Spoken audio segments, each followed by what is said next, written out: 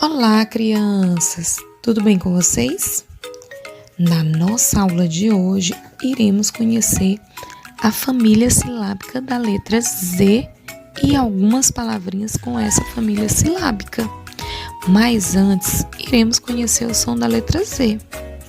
Vocês conhecem o som da letra Z? O som da letra Z é o som da abelha. Vamos fazer o som da letra Z? Z. Agora com as vogais.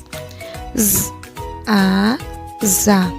Z, E, Zé. Z, I, Zi. Z, O, Zó.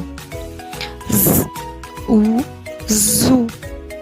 Ou a gente também pode ler assim: Z-A, Zá. Z-E, Zé. Z-I, Zi. Z-O, Zó. Z-U, Zu. Vamos conhecer algumas palavrinhas com a letra Z? Zá de zabumba.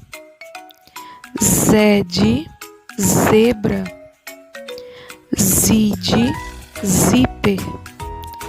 Zó de zoológico. Zu de azul. Vocês conhecem mais alguma palavrinha com a letra Z? Deixe aí nos comentários. Se você gostou desse vídeo, já vai deixando um like.